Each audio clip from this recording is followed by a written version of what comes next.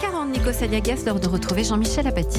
On l'a appris hier, Nicolas Sarkozy comparaîtra devant un tribunal correctionnel pour répondre d'une accusation de corruption, Jean-Michel Apathy. Corruption, vous vous rendez compte, c'est quand même terrible. Alors c'est évidemment, dans l'opinion publique, il y a une confusion d'image. Nicolas Sarkozy, c'est les Républicains, c'est Nicolas Sarkozy. Donc c'est un coup très dur pour la droite.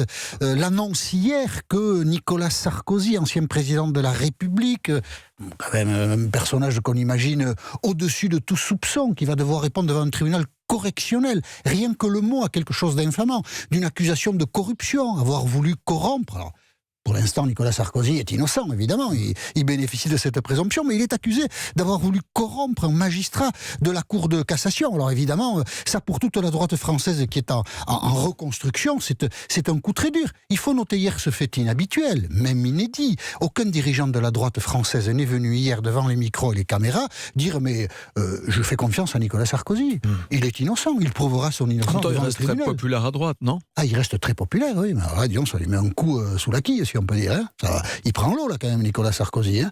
Parce que, pour la droite française, Nicolas Sarkozy, ça a été quelqu'un de très important. Et le voir ainsi au banc d'infamie, évidemment, c'est un problème et ça rejaillit sur toute la droite. D'autant que pour tous les dirigeants de la droite, le pire est à venir. Le pire, c'est le procès Big Malion. Big Malion, agence de communication, accusé d'avoir fait des fausses factures pour financer la campagne de Nicolas Sarkozy de 2012. Il y en a pour 20 millions d'euros, une paille. Là aussi, Nicolas Sarkozy, après une procédure très longue, va être traduit devant un tribunal correctionnel avec 12 autres co-accusés. Le procès devrait être audiencé l'année prochaine, sans doute après les élections municipales. Ça va être un procès de déballage. On va laver tout le linge sale en public. Les différentes factions et fractions de la droite vont s'opposer. Et tout ça à un moment où la droite, après les élections municipales, sera en reconstruction et cherchera à se mettre en ordre de bataille pour l'élection présidentielle. Ce à quoi on assiste par le canal judiciaire, c'est à la poursuite de la destruction, de la démolition de la droite française. Score calamiteux aux élections européennes il y a 15 jours, et maintenant, le front judiciaire qui prend de la consistance et de la réalité.